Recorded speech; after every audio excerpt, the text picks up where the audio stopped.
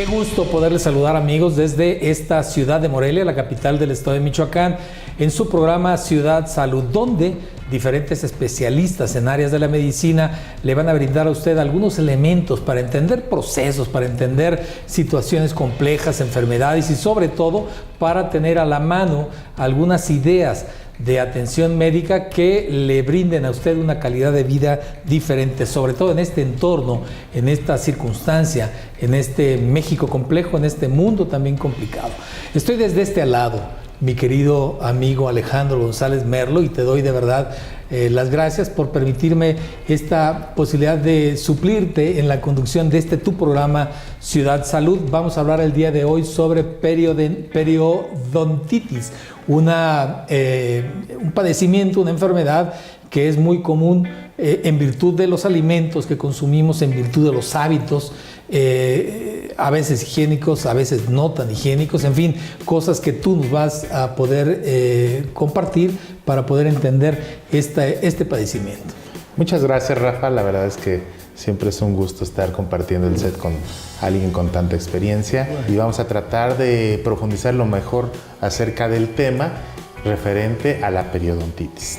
Primero, es muy importante que sepan todo el auditorio que la periodontitis es una enfermedad muy común. Desafortunadamente, las enfermedades periodontales, estamos hablando de entre un 87 a un 92% de la población mexicana tiene un cierto grado de enfermedad periodontal. ¿Qué es la periodontitis? La periodontitis es una enfermedad crónico-degenerativa que se caracteriza por la destrucción de los tejidos de soporte de los dientes. Esto es, que todos los dientes se encuentran unidos al hueso mediante el periodonto. El periodonto es la encía, es el hueso, es el cemento que recubre las raíces de los dientes y particularmente el ligamento periodontal, que está constituido de colágeno. Todo este conjunto de estas cuatro estructuras nos dan la fijación para que los dientes puedan cumplir esta masticación.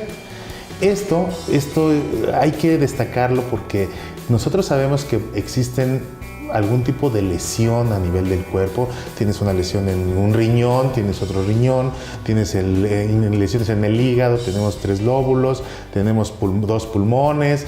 Digo, no tenemos 2 corazones, pero tiene una función de compensación. No, a veces el corazón es más de un corazón, pero fisiológicamente no lo tenemos. Y podemos prescindir de ciertas actividades, pero la función de la nutrición no se puede suspender. Sabemos que tenemos capacidades de tolerar la ausencia de nutrimentos, pero lo que sea puede dejar de funcionar, menos la Además inicia todo un proceso, ¿no? Que es la transformación de los alimentos, que al final es esta energía de la que se nutre todo el cuerpo. Entonces, como esta condición es muy importante, el cuerpo va a tener estos mecanismos de adecuación, va a tener estos mecanismos de que no pueden suspender el procesamiento de los alimentos. Particularmente la periodontitis es una enfermedad, como te mencionaba, crónica, porque tiene mucho tiempo de evolución. Para que tú tengas una idea y que todo el auditorio conozca, empiece a familiarizarse con esto, el primer día que al cepillarnos los dientes y nos enjuagamos hay presencia de sangrado en este enjuague, en esta pasta, es el inicio del tratamiento del problema periodontal. Y es una alerta, hay que identificar este sangrado como una alerta del propio cuerpo para poder atenderlo. Exactamente, o sea, todo el auditorio puede estar completamente consciente de que en algún momento de la vida ha sucedido.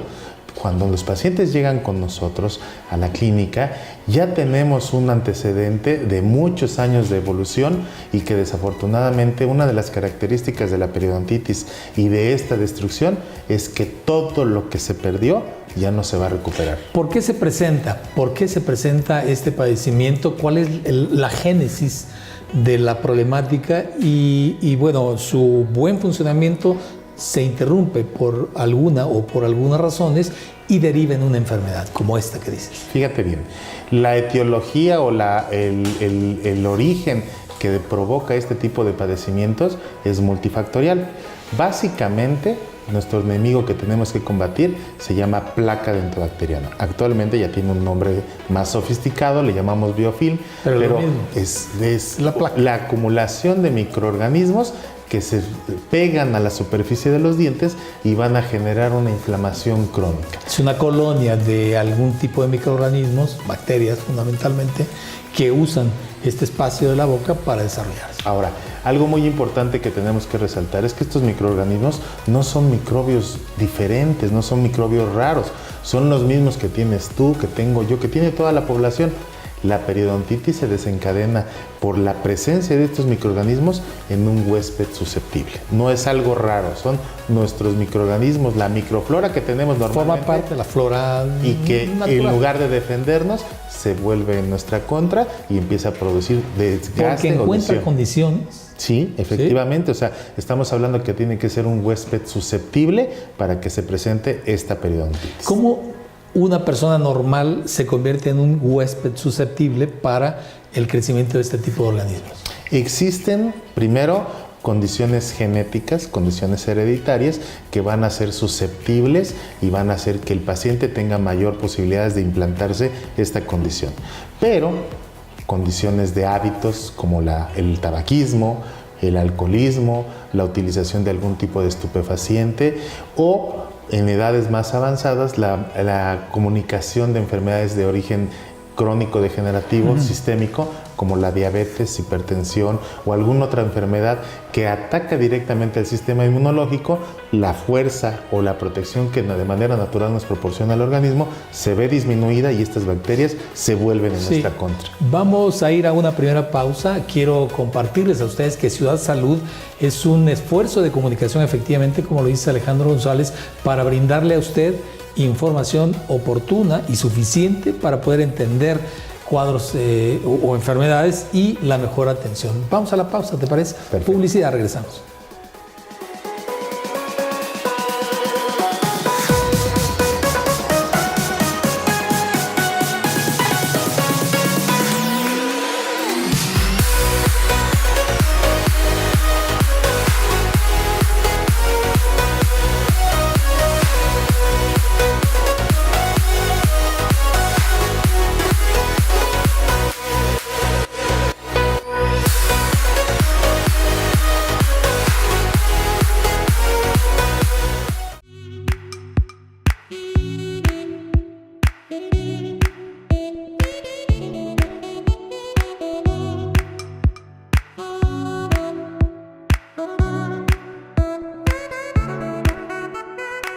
Estamos en su programa Ciudad Salud y estamos platicando con el doctor Alejandro González Merlo sobre un padecimiento frecuente en esta sociedad de alto consumo como es la periodontitis. Un nombre complejo, pero la enfermedad es muy compleja aún más. Antes de irnos al corte, estabas comentando, Alejandro, sobre los factores de riesgo. Los elementos que predisponen o que hacen susceptible a una persona a este padecimiento o enfermedad. Afortunadamente, este padecimiento se va a manifestar ya en edades más avanzadas. Esto significa que en las primeras 3 décadas de la vida, la principal complicación o el principal padecimiento de todas las personas es la caries dental. Después de la tercera década de la vida empiezan a venir estas manifestaciones por la presencia crónica de este tipo de microorganismos y la falta de la eliminación. Quiero decirte que desafortunadamente es tan común, estamos hablando de un 87 al 95%, de que todas las personas van a manifestar en algún momento de su vida. Los factores de predisposición van relacionados directamente con la herencia, van relacionados directamente con los hábitos higiénicos, van relacionados directamente con la nutrición. Sabemos que los hábitos de ciertos alimentos también propician esta condición y lo más importante, hábitos que van a generar destrucción directa de los tejidos de soporte como son el tabaquismo, el alcoholismo o la utilización continua de bebidas alcohólicas y la falta de atención odontológica.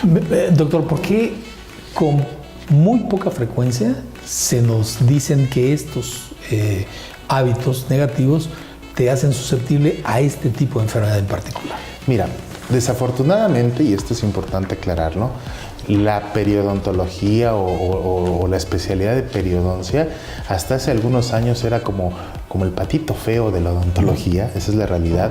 Todos los especialistas les gustaba pues, la ortodoncia, la rehabilitación bucal, la endodoncia, algunas especialidades que eran como más específicas a tratamientos directos en la boca. ¿Dejan más dinero? No era tanto en cuestión económica, sino que teníamos una idea equivocada porque, como vamos a platicar más adelante, sí, el tratamiento de la enfermedad periodontal, el tratamiento periodontal que nosotros tenemos que proporcionar, dependemos directamente de la participación del paciente. Sí, esto es, en un tratamiento, en cualquier otro tipo de tratamiento, te dedicas directamente a la enfermedad, haces lo que tienes que hacer, pero en particular la periodontitis y el periodoncista tiene que educar y reeducar a un paciente que durante los primeros 30 o 40 años de su vida no ha tenido ningún cuidado ni control. Algo que es muy importante destacar en esta condición es que son pacientes que no han padecido ningún tipo de complicación en la boca, por algo bien sencillo. Las bacterias que desarrollan la enfermedad periodontal son microorganismos mucho más evolucionados, mucho más avanzados en esta evolución en el plano microbiano. Las bacterias que generan la caries son estreptococos, son microbios muy sencillos y que los que producen la enfermedad periodontal son tan agresivos que se tragan a estas bacterias. Entonces es un paciente que hasta los 30 o 40 años nunca padeció ningún dolor dental, no conoce lo que es una restauración. Por supuesto que no ha acudido al dentista, porque cuando acuden con el dentista es porque tienen dolor. Es una emergencia. Entonces cuando acuden ya al dentista, también hay una complicación de carácter del conocimiento, porque los dentistas de práctica general no están muy familiarizados con esta condición. Por eso te pregunto, porque ¿quién educa al paciente? La obligación, y por eso nadie quería ser periodoncista. Pero es cuando llegas al médico, pero sí, antes de llegar al médico, ¿quién educa a un paciente? Ese caso, en este aspecto. En este aspecto existen programas muy bien establecidos por parte del sector público de salud y que van desde el kinder y que van desde la primaria a generar este tipo de hábitos. Como cepillar. Sí, pero particularmente cuando ya está establecida la enfermedad, es indispensable la intervención de un especialista en el área porque no es algo sencillo. Tiene que haber esto. Sí, síntomas. Ahora, en sus inicios, la primera manifestación de esto va a ser una inflamación que se le conoce como gingivitis y que generalmente, si a excepción del sangrado, a excepción del enrojecimiento, no tienen dolor los pacientes. Pasa desapercibido. Sí produce mal aliento, sí produce mal sabor, pero como lo que te decía, no hay una manifestación que te genere dolor como para que tengas que acudir. Y a veces hasta algún remedio casero ayuda a mitigar. No, desafortunadamente han estado de moda chicles, pastillas, tabletitas, enjuagues, y que desafortunadamente lo único que van a provocar esto es enmascarar los pocos signos y los pocos síntomas que nos pueden empezar a dar esta situación. Ahora, cuando ya presentamos, y este es el propósito principal de este tipo de programa, es que la gente esté consciente que cuando hay un sangrado tan sencillo que al momento de estarse cepillando o al estar utilizando hilo dental, ya es la primera alarma en la que deben de acudir con la persona indicada, que de inicio tiene que ser su dentista. Sí, ahora, visto en los hábitos que muchas personas, si no es que la gran mayoría de las personas tienen en el baño, pues hay espejos. Tú te puedes, vamos a dedicar unos cuantos minutos a revisarte la boca. ¿Qué puede esperar una persona que ya necesita atención médica? Fíjate bien. Aparte de la inflamación, ¿no? Lo primero, como te mencionaba, es una inflamación. Ahora, los pacientes que presentan esta condición de inflamación pueden durar 1, 2, 3, 15, 20 años sin ningún problema, sin ninguna molestia. Sí está ahí la inflamación crónica y van a presentar inflamación, van a empezar mal aliento, halitosis, que en este caso es mal aliento. Un sangrado puede ser provocado con el hilo, con el cepillo, con la masticación o espontáneo, pero no va a haber una característica que sea así muy marcada como para que se alarmen las personas. Pero sí es recomendable, por supuesto, revisar. Sí. Ahora, yo lo que quiero es que entiendan que esta manifestación del sangrado es la alarma que nos debe hacer para ir y acudir con nuestro dentista de cabecera. Que puede ser el médico asistencial, digamos el del las instituciones gubernamentales o también, evidentemente, sí, en este caso, privado. Cualquier profesional del área de la salud bucal, cirujano dentista, que esté capacitado, que tenga de su confianza, él tendrá la posibilidad de identificar el problema y conocer el grado de lo que estamos hablando. Perfecto. Vamos a ir a otra pausa. Doctor Alejandro González Merlo, amigos del auditorio, estamos trabajando este análisis y reflexión sobre un tema muy importante que es la periodontitis. Vamos a la pausa. Publicidad, regresamos.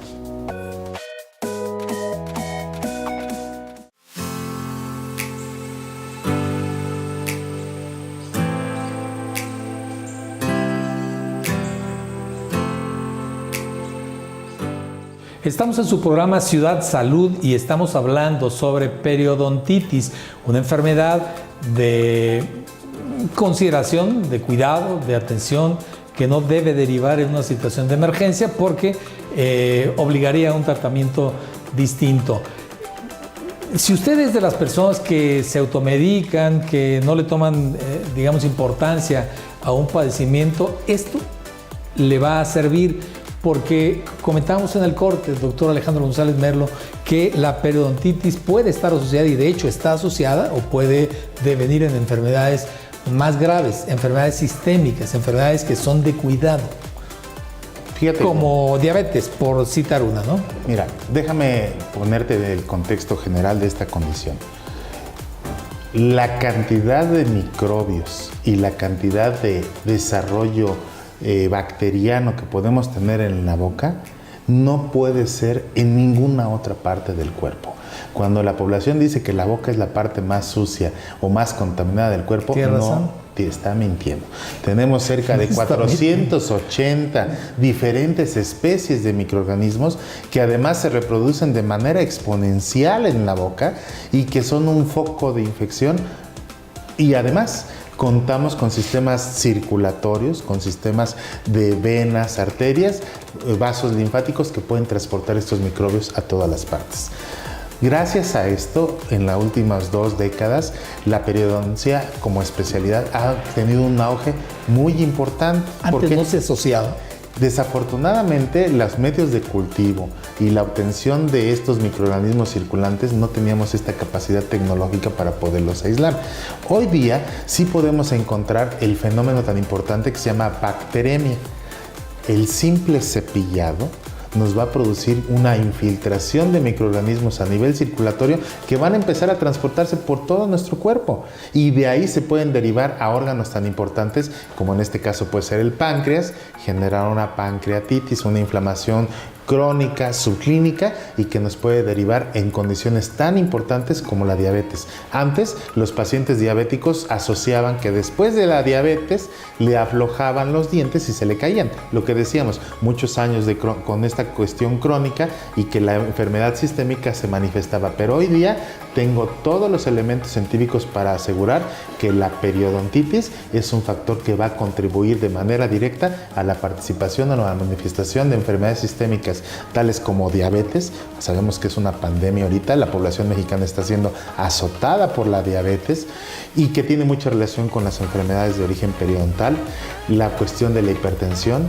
Afortunadamente este tipo de sociedades médicas nos permite la interconsulta y pacientes que no estaban siendo controlados de la glucosa, por ejemplo, que ya estaban requiriendo insulina para mantener esta glucemia en control, después del tratamiento periodontal regresan a los hipoglucemiantes orales. Esto significa que vuelven a tomar metformina, que pueden tomar glibenclamida y ya no tienen, simplemente erradicando la infección. La hipertensión tiene mucha relación con esto, la cuestión de accidentes vasculares.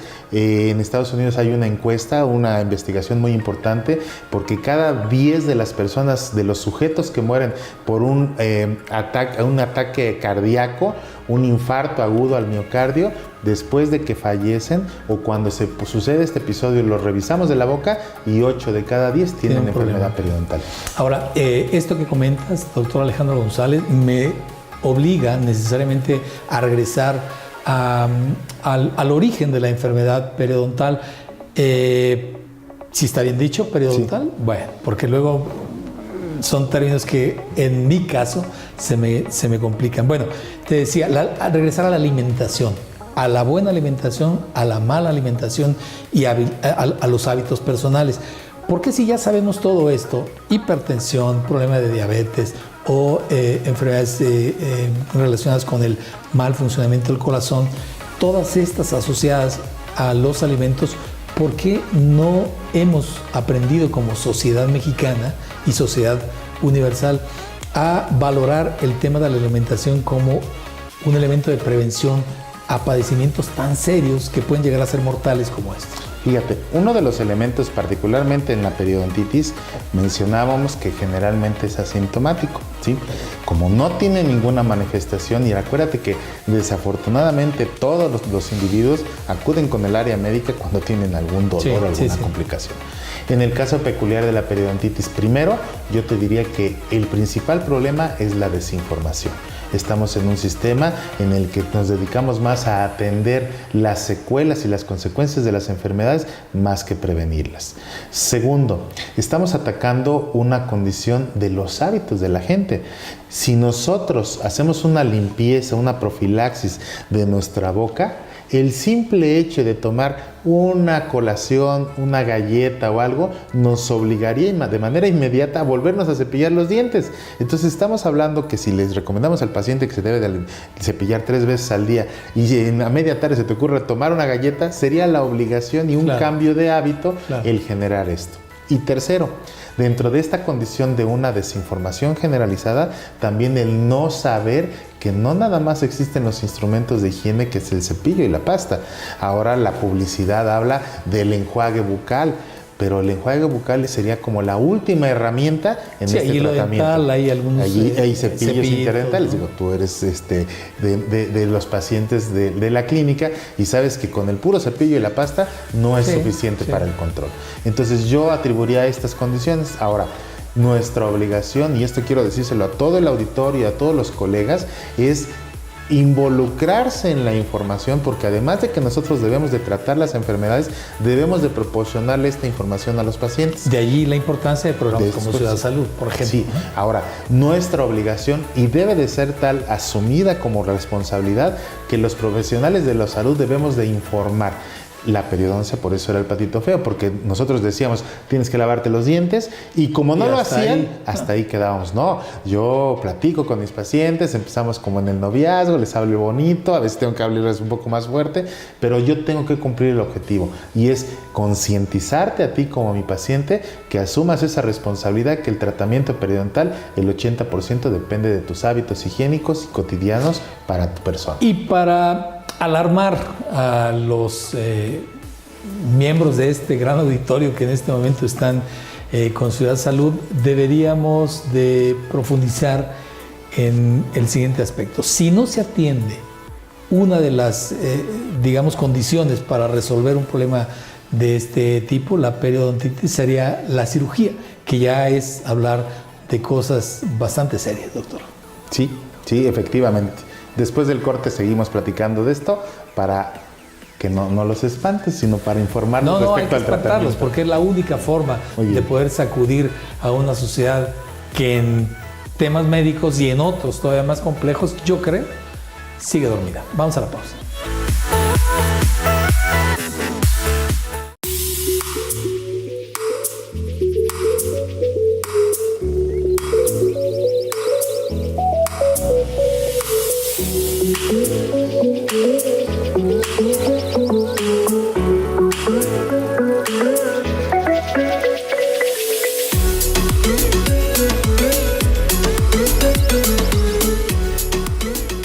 Ciudad Salud, un espacio común que reúne a los y las especialistas más importantes de la medicina privada en nuestro estado, y quizá en algún momento también tengamos especialistas de otros países o de otras entidades de nuestro México en este tema importante que es la periodontitis. Doctor Alejandro González Merlo, platicábamos hace un instante, antes de ir al corte, que una de las situaciones de emergencia que puede llevar esta enfermedad es a la cirugía, como una alternativa.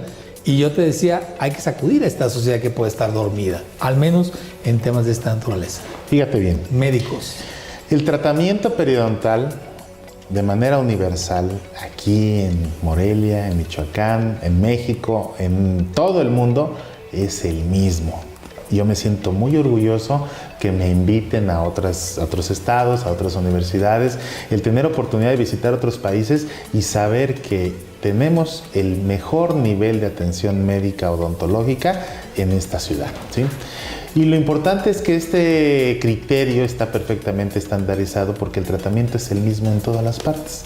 El más importante es la erradicación o la eliminación del factor que está provocando el problema. La placa. Y es la placa dentobacteriana.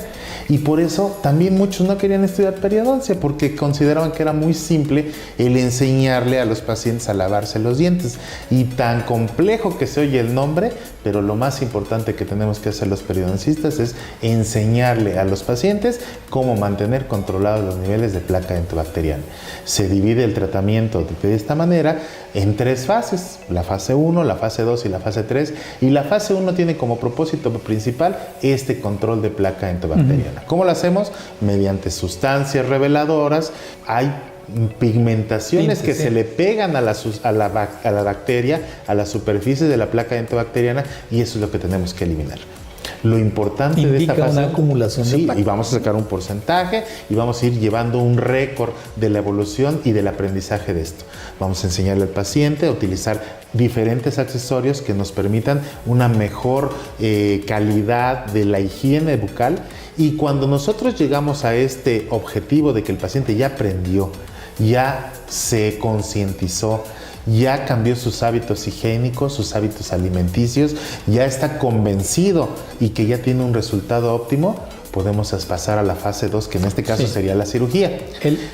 Nada más para mencionarlo, el resultado óptimo es que en las visitas subsecuentes se mantenga un porcentaje bajo de placa, ¿sí? Si no es que... Y que se erradique, ¿no? La mayoría. Estamos hablando que de un 10% de placa significa que solo algunas superficies son todavía complicadas para limpiarse, un porcentaje de 10 pero menos del 10% es el ideal.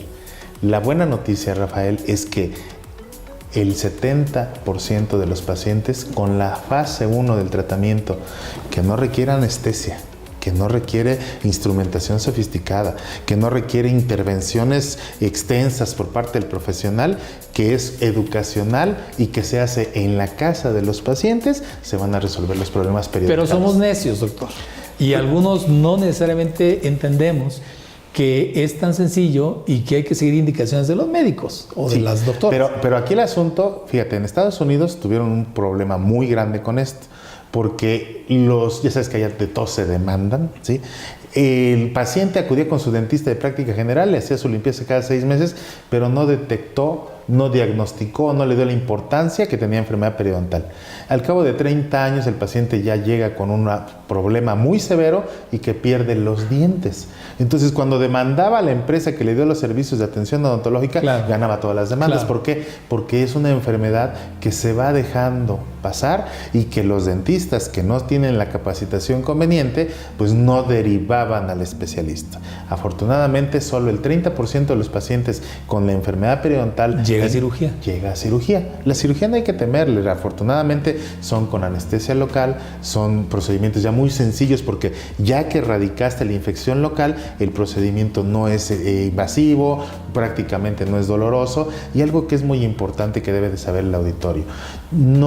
Ya tenemos el manejo del dolor, el control con los medicamentos anestésicos muy específico. Ese temor a acudir al dentista, y hablamos de cirugía, pues era horrible, era una tragedia, y que como en todas las áreas de la salud, en todas las áreas médicas ha habido avance, pero hacemos hincapié, y este programa tiene ese propósito, la prevención, ¿sí? Si estos pacientes que tienen ciertas características, que tienen herencia, que por ejemplo ven al papá, la mamá que ya tienen áreas edéntulas, que ya perdieron dientes, que usan dentadura, que en una época muy joven de su vida perdieron todos los dientes, pues ya tienen ese antecedente, y lo más conveniente es que acudan acudan con un especialista del área de la salud bucal, que puede ser un cirujano dentista de práctica general, un periodoncista o alguien que tenga conocimiento de esto y que les haga un diagnóstico. Sí, por eso Ciudad Salud se llama así, justamente Ciudad Salud, no solamente porque en Morelia se puede tener acceso a este tipo de servicios, sino en muchas otras ciudades de Michoacán. Vamos, la cobertura en la entidad es adecuada para poder llegar a una atención cuando se requiere el caso de la cirugía, hacer, con profesionales debidamente capacitados y certificados. Sí, fíjate. Ahora, eso que mencionabas de la cirugía, afortunadamente, yo se los aclaro a todos mis pacientes. Tenemos una charla así como la que estamos teniendo ahorita, yo con todos mis pacientes, y les explico. Si tú te dedicas, sigues al pie de la letra las indicaciones, no te vamos a operar. De verdad, yo me siento satisfecho que con hacer mi trabajo más importante, que puedo tener más cobertura, y que es enseñarle la técnica de cepillado, la utilización de accesorios y el control de la placa dentobacteriana, yo quisiera operar menos pacientes. Claro. Estamos hablando que del 70% se libera de la cirugía, pero sigue habiendo este 30%, y que las cirugías, además de ser controladas, programadas, ya no son de emergencia, nos van a dar un resultado definitivo. O sea, no debe de estar siendo operado el paciente continuamente. Es una cirugía, y como ya erradicamos el factor que provocó el problema, no debemos de volver a operar a este paciente. Qué bueno que lo mencionas, porque muchas veces se le tiene cierto recelo a la práctica de la medicina privada por conductas que no son adecuadas. Vamos a ir a un corte, nos va a permitir ligarnos a otro tema que es muy importante, que está preparado para Ciudad Salud, como es el de los implantes dentales, como una alternativa más dentro de lo que es la atención médica en esta disciplina tan importante y en un área específica como son los dientes. Vamos a una nueva pausa, Ciudad Salud, con los especialistas en medicina más importantes de Morelia y de Michoacán. I'm running away from this pain. I'm trying to find a new way where the sun's shining down on my face. I'm running away. You're in a toxic relationship.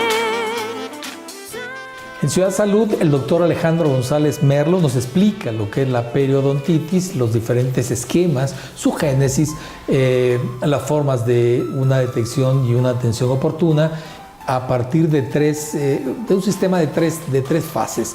Ya nos mencionaste el primero, que es la prevención a partir de prácticas profilácticas muy bien establecidas.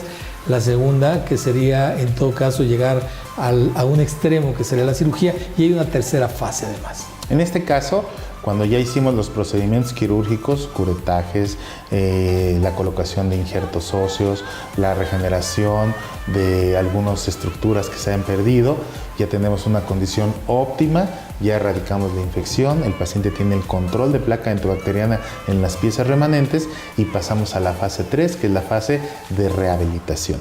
En este caso, este tipo de esquema de atención debería de ser de carácter universal.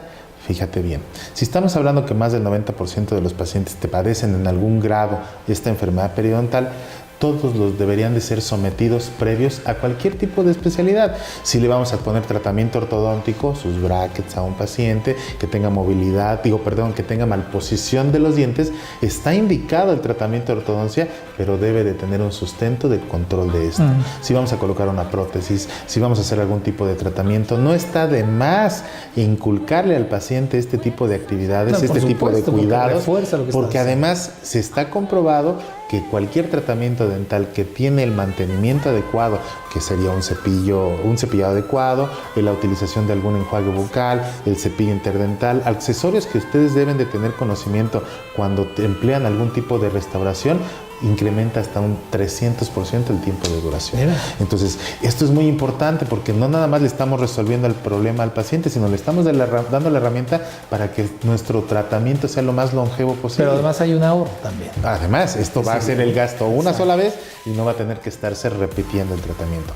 Esto es importante porque los pacientes que no son sometidos a este tipo de prácticas son típicos casos que empiezan con una restauración, luego son 2, luego son 3, porque la cantidad, las enfermedades enfermedades de la boca, el 95% son de origen microbiano, son de origen infeccioso.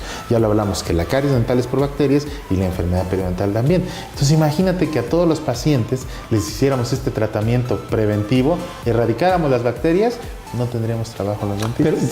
Pero tendríamos una sociedad, por supuesto, distinta, una sociedad sana, una sociedad diferente, pues. Tendríamos mucho más trabajo en lo que a mí me apasiona, que es la prevención. Yo quisiera dedicarme exclusivamente a enseñarle a los pacientes a controlar eso y no caer en situaciones tan complejas como, imagínate, tomar hueso del mentón, sacar un injerto, procesarlo y colocarlo en donde perdiste el hueso. Ya son cirugías muy invasivas. Es como para no parar. Para no evitar. Una clínica. Ahora, afortunadamente ya hicimos fase 1, el paciente pasó por las cirugías y viene la rehabilitación.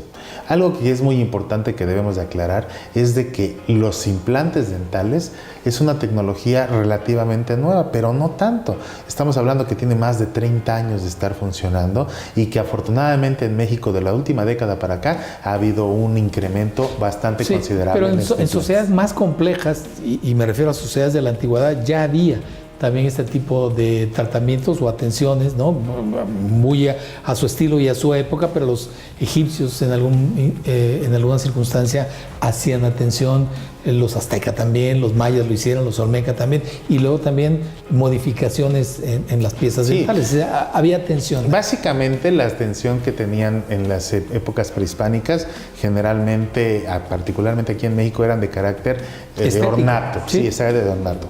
Pero toda la vida ha habido la necesidad de reponer estas piezas, por lo que te digo, tenemos que comer. Claro. Y fíjate en lo importante.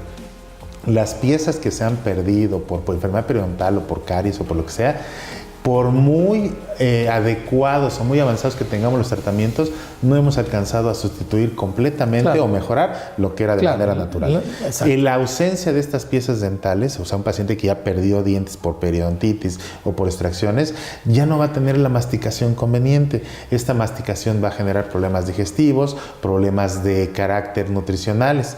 Entonces, a raíz de eso viene esta tecnología de los implantes dentales. Estamos hablando que al inicio de la década de los 80s, los suecos, que son los que tenían más avance en esta condición, encuentran un material que además de ser biocompatible, o sea que no generaba ningún daño, ni rechazo, no había rechazo, permitía que la célula ósea se soldara, utilizando un concepto coloquial, al implante. Este caso es titanio médicamente puro y que no nada más no había rechazo, sino el hueso se le adhería completamente a este implante y hacía un fenómeno que se llama osteointegración.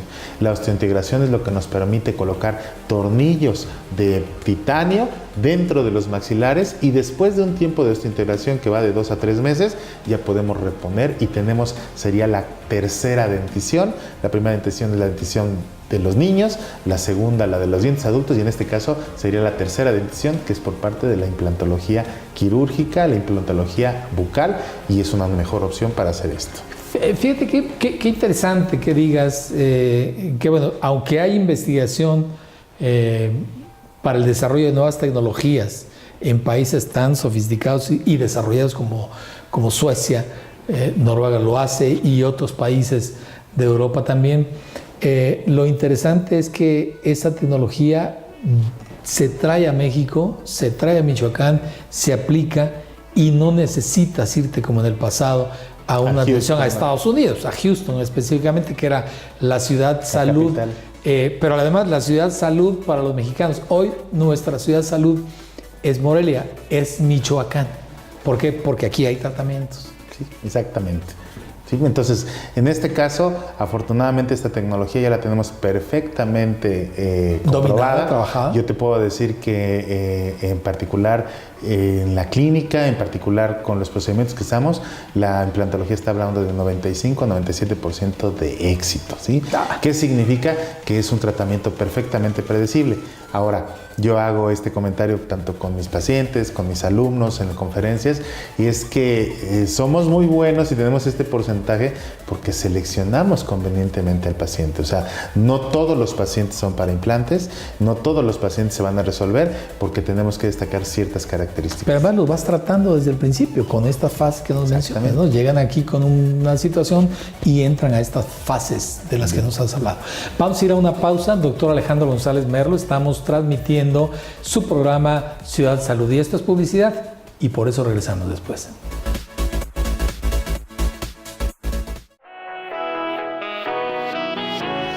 Para poder cerrar esta emisión de Ciudad Salud con los temas de periodontitis y de implantes dentales, es importante decir que existen, toda una gama de este tipo de elementos, de implantes, que también nos permite identificar algunas ventajas y algunos riesgos. ¿Qué tipos de implantes son los que un paciente normal, digamos, un prototipo de paciente puede encontrar aquí en Michoacán? Fíjate, algo que es muy importante es que deben de saber que una vez establecidos de manera conveniente estos procesos de tratamiento de fase 1 y erradicación de la enfermedad, todas las personas prácticamente pueden ser candidatos a la utilización de implantes. Los implantes dentales pueden ser colocados de manera única en el caso de que se pierda una pieza por alguna condición, algún traumatismo, alguna infección, algún tratamiento endodóntico que no se pudo resolver de manera conveniente. Puede ser de la colocación de varios implantes en espacios en los que se perdieron algunas piezas dentales, o muy importante en el caso de los pacientes geriátricos que ya no tienen ninguna pieza dental, que las dentaduras que utilizan ya no tienen ningún tipo de adhesión, colocamos los implantes y volvemos a darle retención a estos aparatos. Sin necesidad de pelearse con aditivos, pegamentos. Absolutamente nada. Tienen unos broches. Es muy fácil este concepto que estamos manejando, pero lo importante que tienen que saber es que todos, después de haberse hecho una historia clínica detallada, un interrogatorio con enfermedades por sistemas, por órganos, y que podamos determinar la condición favorable, sí son sujetos. Es rarísima la condición que no está. Pacientes con diabetes se pueden poner implantes, pacientes con hipertensión, pacientes con osteoporosis, todo esto, pacientes que están controlados, podemos participar en esto. ¿Quién podría no ser candidato? Nada más definitivamente el paciente que tiene periodontitis, ¿sí? Algo que es muy importante establecer es que el paciente que perdió... O sea, hay que erradicar el problema primero, exactamente. Para luego ser... Esta es una frase muy continua que yo digo en mi oficina. El paciente que perdió los dientes por periodontitis va a perder los implantes por perimplantitis. Una enfermedad que inventamos, y es que colocamos implantes en una boca que está infectada. Claro. Entonces este implante, no existe que haya rechazo de los implantes. La realidad es que se nos infectó por un inadecuado manejo o la selección inadecuada del paciente. El paciente que tiene enfermedad periodontal activa no se le pueden colocar implantes. Otra persona que está contraindicada para los implantes son pacientes en crecimiento. Los implantes se le ponen a los adultos. Después de los 19, 20 años se hace un estudio, parte del estudio radiográfico se determina y se ponen solo en los adultos. Fuera de eso, yo no encuentro ningún otro tipo de condición. Claro. Desafortunadamente, la ausencia de los dientes también produce un colapso de este proceso alveolar, de este hueso en donde vamos a implantar los dientes. Ahora ya hay tecnología que nos permite hacer una regeneración ósea para dar las mejores condiciones y que podamos colocar los implantes. Si no hay excusa, la tecnología al servicio de un paciente con enfermedad de este tipo. Pero eso es muy importante. La mejor tecnología, fíjate lo que te estoy diciendo, podemos sustraer sangre, una unidad de sangre, hacer la obtención de los elementos de cicatrización y regeneración, darles una conformación y colocarlos para que el hueso vuelva a crecer. Sí. La mejor tecnología, la utilización de células madre, proteínas morfogenéticas, regeneración tisular guiada, todo puede funcionar. Parece una película de ciencia ficción, pero no esas. Pero lo más importante, todo eso no va sin funcionar ni servir si no tenemos la presencia de un cepillo dental, una pasta dental. Regresar al origen, ¿no? Lo más elemental. Lo más elemental es lo más importante. Y de ahí que debemos de tener esta información. Queremos poner implantes, queremos hacer rehabilitación, el periodonto o los tejidos es lo más importante para que nuestros pacientes no padezcan enfermedades sistémicas y que gocen de una salud bucal, y que los dientes, algo muy importante, nosotros colaboradores, el doctor Jaime Calderón, todos, que sepan, los dientes deben de ser para siempre. No debemos de estarlos extrayendo y no debemos de asumir que, no, pues ya con la edad me voy quedando con menos dientes. conservemos las piezas dentales. Los implantes dentales son una excelente opción, pero siempre hay que apuntar a conservar lo natural, que es lo que más importancia tiene en la salud de todos los pacientes. Fíjate, decías hace un instante que lo importante en este sistema es también no perder de vista elementos tan simples como pudiera ser un cepillo, pasta adecuada, hilo dental, algunos cepillos interdentales, en fin, lo más elemental. Debe haber, me imagino, prácticas también muy sencillas, como cuidar el tipo de alimentos, como cuidar los líquidos que se consumen, si son alcalinos, si son ácidos, si son calientes, si son fríos, en fin, cosas de ese tipo. ¿Qué sugerencias puede brindarse a quienes en este momento ven Ciudad Salud con este tema? Fíjate bien, la principal recomendación es que los hábitos higiénicos en general nos van a dar un resultado directamente proporcional a nuestra salud, en todos los órganos, en todos los sistemas y en todas las áreas de la medicina. En este caso, el área bucal tiene que estar bien controlada la placa dentobacteriana para evitar que esta reproducción microbiana nos afecte en esta condición. Y definitivamente, el especialista en dar la instrucción de la técnica de cepillado y del control de la higiene bucal es el dentista. Claro. En este caso, deben de acudir. Yo no quiero decir que los papás no le enseñan a los niños, ellos tienen que enseñarles los hábitos, pero el especialista en este tipo de control debe de ser el dentista, y la recomendación de siempre, acudir al dentista debe de ser periódico, sí, cada 6 meses, no, cada menos tiempo, 4 años, 10 años. Y además que acudan conmigo cuando vienen en condición. Yo quiero ver a la gente contenta por acudir y no que vengan con dolor, desvelado, y de verdad vamos a tener oportunidad en otros programas de hablar de complicaciones tan severas que de una infección de origen dental puede estar en riesgo la vida de los pacientes. En muy poco tiempo, porque ya nos estamos a unos instantes de concluir este programa, ¿cuál sería la conclusión más elemental para brindarle a la gente que nos mira, a la gente que nos ve? Lo más importante es acérquense al profesional de la salud bucal, su dentista, la gente que a ustedes les genere la confianza, acudan, pregunten, exíjanos por favor que nosotros compartamos nuestros conocimientos para que ustedes tengan la posibilidad de aplicar esto. La prevención es lo más importante. Y que nos sigan en nuestro programa, porque a fin de cuentas, no nomás en la odontología, en todas las áreas, queremos ayudarle a la gente a que acuda con nosotros en citas mucho más cordiales. Sí, Ciudad Salud no solamente puede usted, amigo, amiga michoacana y de otros estados que también nos miran, seguirnos a través de la televisión, también en nuestra cuenta, es la cuenta del programa del doctor Alejandro González, que es Ciudad Salud específicamente, cuenta en redes sociales, Facebook, Twitter también, y por supuesto en el canal en YouTube. Muchas gracias, doctor Alejandro González Merlo. Un gusto, es un placer haber estado aquí en tu programa Ciudad Salud. Gracias. Estamos viendo, gracias. Y gracias a ustedes por seguir esta emisión. Yo soy Rafael Malpica. Alejandro González, aquí estamos con colaboración del productor. Nos vemos próximo. Gracias. Es cuanto.